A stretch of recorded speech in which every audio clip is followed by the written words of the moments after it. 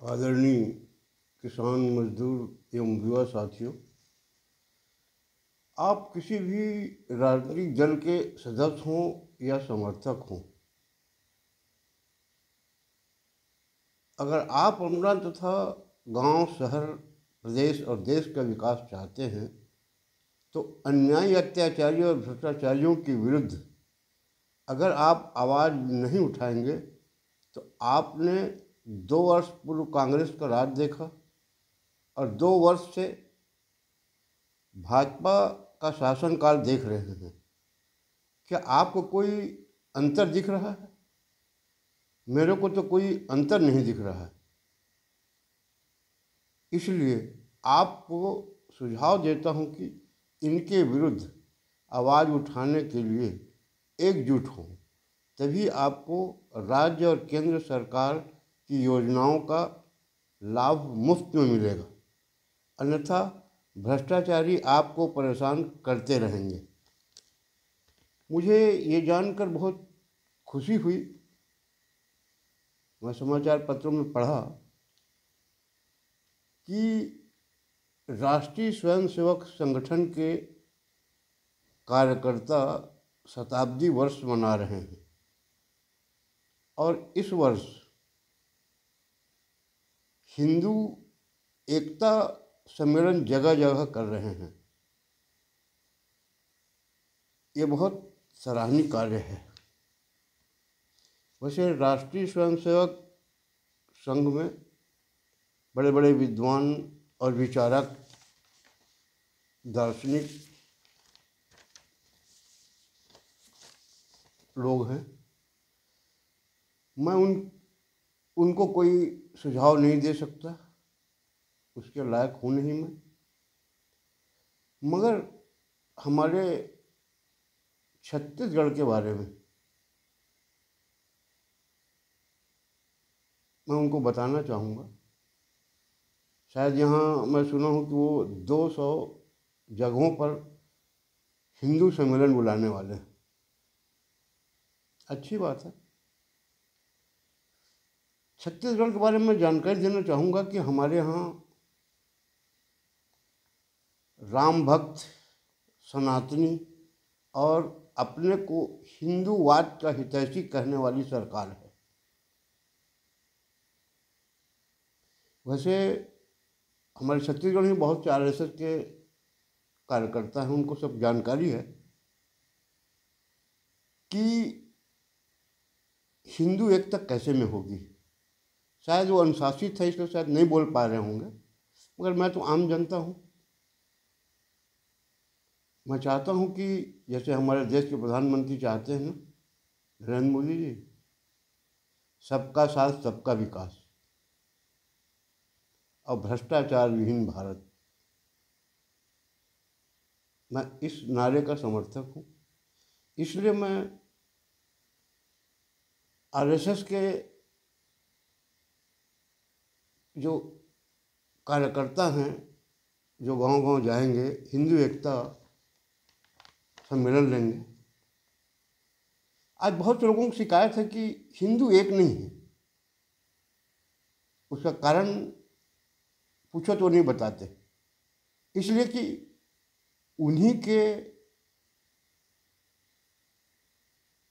बीच से लोग सरकार में बैठे हैं। आज मैं हिंदू एकता क्यों नहीं हो पा रहा है उस पर बताना चाहूँगा कि ये जो हमारी हिंदूवादी सरकार है, पहले 15 साल रही, उसके बाद 2 साल हो गए। ये हिंदू के हित में क्या काम किया? मैं राष्ट्रीय स्वयंसेवक संघ के अपने लोगों से बताना चाहूँगा, उनसे पूछो, आप जो सरकार में बैठे हैं, हिंदू एक है तभी यहाँ भाजपा की सरकार बनी है और मोदी जी तीसरी बार प्रधानमंत्री बने हैं। एक करने की जरूरत नहीं है। ये जो विधायक, मंत्री, सांसद और संगठन में जो आपके लोग हैं, जिन्होंने सत्ता को व्यापार समझ लिया है, चारागाह समझ लिया है, यहाँ हिंदू हिंदू को लूट रहा है, हिंदू एकता कैसे बनेगा? आप गाली देते रहो हम लोगों को, हिंदू एक नहीं है। अरे हिंदू एक है तभी तुम्हारी सरकार बनी, मगर तुम सत्ता में बैठने के बाद जो धोखाबाजी करते हो, इसके कारण से न चाहते हुए भी सत्ता से उतार देती है हिंदू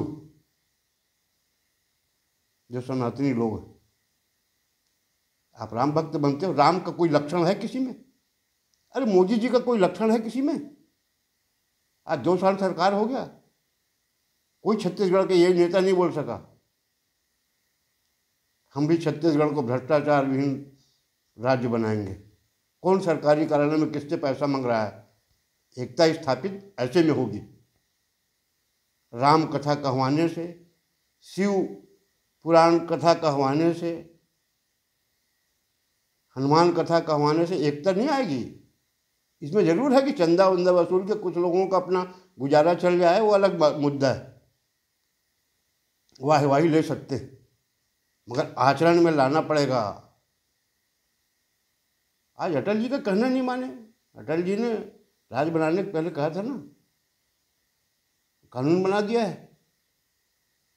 मुझको दुख इस बात का है, तो मैं राष्ट्रीय स्वयं सेवक संघ के जो भी हमारे प्रदेश के सर संचालक हैं, जिले में हैं, उनसे निवेदन करता हूँ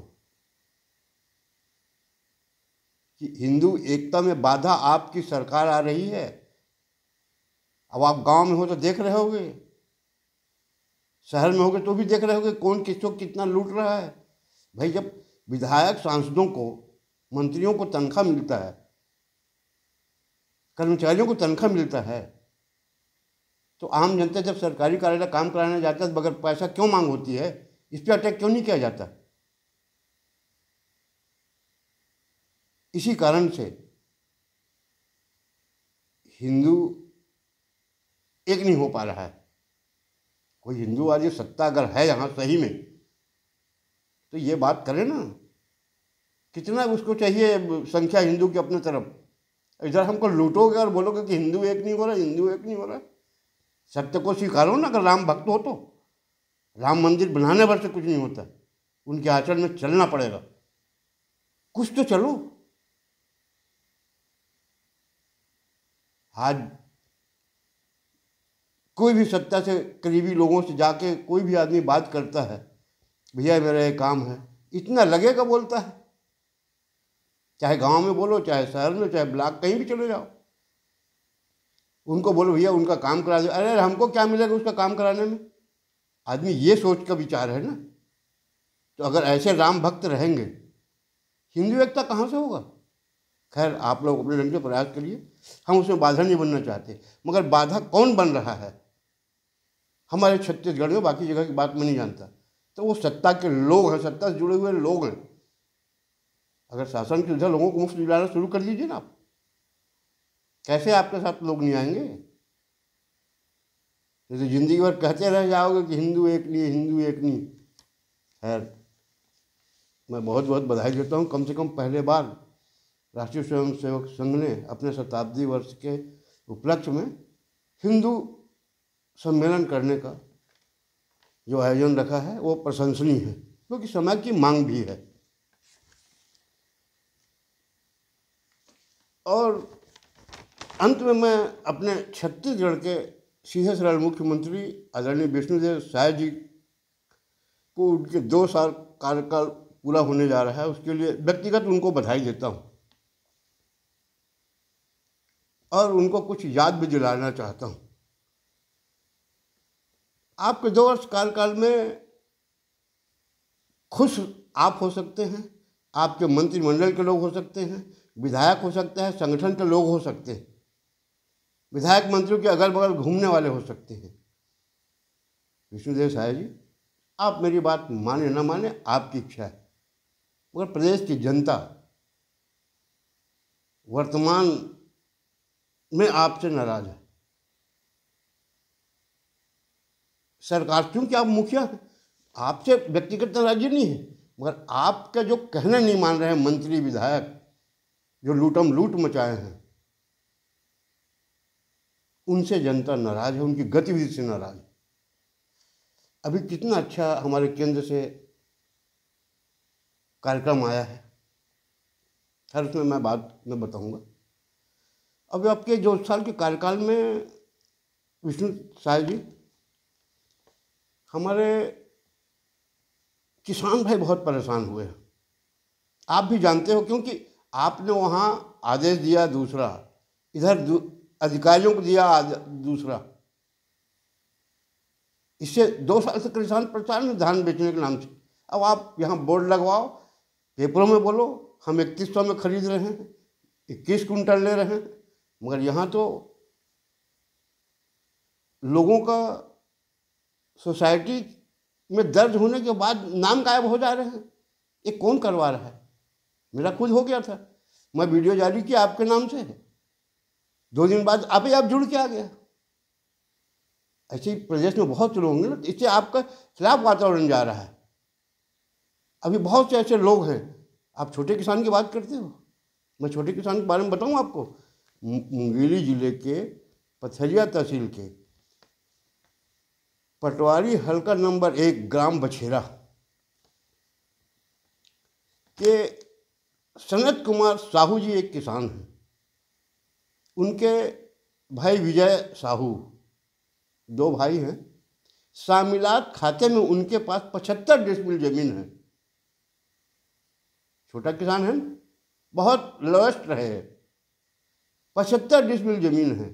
50 डिसमिल में पटवारी ने क्या लिख दिया है, जबकि बोया है धान, कोदो लिख दिया है, तुअर लिख दिया है। 25 डिसमिल कोई सोसाइटी में भेजा है कि उसमें धान बोया है। सनत कुमार पिछले 8 दिसंबर को नायब तहसीलदार पथरिया के न्यायालय में जाकर आवेदन किया था सुधारने के लिए। आपने समय दिया था ना 15 तारीख तक सुधरवा लो करके। आज तक, आज के डेट में, यानी आज 20 तारीख बोल रहा हूँ मैं, उसका कोई सुधार नहीं हुआ। उसी गांव के फिरतू साहू जी हैं जिनके पास 2.5 एकड़ जमीन है, धान बोया था। पटवारी ने गिरदावरी का रिपोर्ट ही नहीं दिया सोसाइटी में। अब वो किसान कहाँ धान बेचे,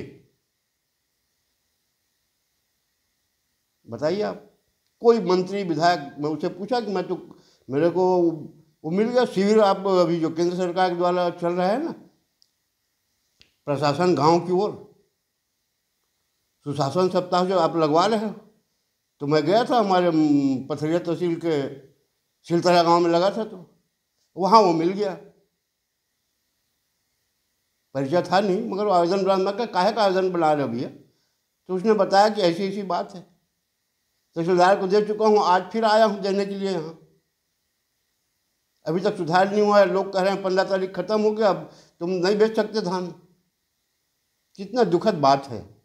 इसका सुनने वाला आपके कोई विधायक मंत्री को फुर्सत नहीं है, जो जातिवाद के नाम से राजनीति करते हैं। हमारा पिछड़ा वर्ग इतना है, अनुसूचित जाति का इतना है, हमको इतना जगह टिकट दिया जाए। आज कौन है वो? बहुत दुर्भाग्य है। आज कोई पूछने वाला नहीं है किसानों को। इतने त्रस्त हो गए किसान। महिलाएं शराबियों से परेशान हैं। आपने 58,000 युवकों को दिया था, नौकरी को वादा किया था ना, उसका क्या हुआ? और सबसे ज़्यादा परेशानी ये जो आप नक्सलवाद ख़त्म करने का वादा किए करोगे आप, निश्चित अच्छी बात है, इसके लिए भी बधाई है आपको। मगर नक्सलवाद के सौतेला भाई भ्रष्टाचार को कब खत्म करोगे, जिससे आम जनता बहुत परेशान है। कोई भी सरकारी कार्यालय में जाओ, बगैर पैसे का कोई काम करने के लिए कोई तैयार नहीं। इस पर अंकुश कब लगेगा? ये जनता इंतजार कर रही है। आप सुशासन सुशासन कहते हैं, यही सुशासन? और मैं तो गया था वहाँ सिलतरा में, 19 तारीख को लगा था शिविर में। 4 बजे तक लोग दरखास्त दे रहे थे, 4 बजे तक, और वहाँ कोई जवाबदार अधिकारी नहीं था। अगर शायद ये जो सिलतरा गांव है ना, बिल्हा विधानसभा के अंतर्गत आता है, तो 3:30 बजे तक मैं रहा। उसके बाद आ गया। मैं तो रवैया देखने गया था ना कि मोदी जी को कितना अच्छे ढंग से धोखा दे रहे हैं लोग। मोदी जी चाह रहे हैं कि जनता को शासन की योजनाओं की जानकारी दो और उनकी समस्या तत्काल से निराकरण करो। वहाँ कोई जवाबदार अधिकारी नहीं था, कौन करेगा? सिर्फ क्लर्क लोग कैटेगरी के लोग थे। कुछ लोग थे वो अपना योजनाओं की जानकारी दे रहे थे 4 बजे तक आवेदन लोगों ने दिया है, बता रहे थे। उसके बाद वो विधायक महोदय आए वहाँ, उसी के साथ फिर एसडीएम गई वहाँ। शायद अगर विधायक महोदय नहीं होते तो एसडीएम भी नहीं जाती। अब ये ऐसा करके शासन का पैसा, कर्मचारियों को परेशानी, क्या मतलब है? अब फर्जी वहाँ बोले 600 आवेदन आया, 300 को निराकरण कर दिया गया। मैंने पूछा किसी कर्मचारी से, तो बताया भैया कोई कुछ नहीं हुआ। मैं बोला काहे का आवेदन तुम दिए थे? बोले हमारे गांव में पानी टंकी, सिलतरा गांव जहां शिविर लगा था, पानी टंकी है और ठेकेदार ने इतना घटिया पाइप लगा दिया है कि जगह जगह पंचर हो रहा है वो, अब गली में पूरा पानी भर गया है। हम बोले पिछले साल सुशासन का वो था, वहाँ भी दिए थे, पत्थरगढ़ी गए थे, विधायक महोदय को भी बताए थे, आज तक कहीं सुधार नहीं हुआ। आज फिर लेके आए हैं, देखो अब क्या होता है। तो पिछले वर्ष का ही बहुत से लोगों को कहना है कि कोई भी उस आवेदन में कोई काम नहीं हुआ, तो अधिकांश लोग तो बहिष्कार टाइप कर दिए। बोले क्या जाओगे? बोले कोई मतलब नहीं हो, कुछ नहीं होना। कुछ विश्वास करके गए थे, अब उनका पता लगेगा। मौके में एक भी का कोई निराकरण नहीं हुआ, किसी किसान को नहीं बताया गया कि तुम्हारा क्या समस्या है, पूछो। ऐसा कोई पूछा नहीं। 3:30 बजे तक कोई नहीं पूछा था ना। बाद में रात तक पूछूंगा, भाई 8-9 बजे तक तो मैं नहीं कर सकता। मगर अब जब 4 बजे तक आवेदन लिया जा रहा है, समस्या हल कौन करेगा? कौन जवाबदार? कोई अधिकारी था ही नहीं वो जो समस्या लोगों को सुने और हल करे। खैर, ये मैं जानकारी आपको दे रहा हूँ कि पिछले जैसे सुशासन त्योहार आपने मनवाया था ना, उसी आवेदन आ रहा है। हल वल कहीं कुछ होने का कोई संभावना है ही नहीं। पिछले भी नहीं हुआ ना, आगे भी होगा।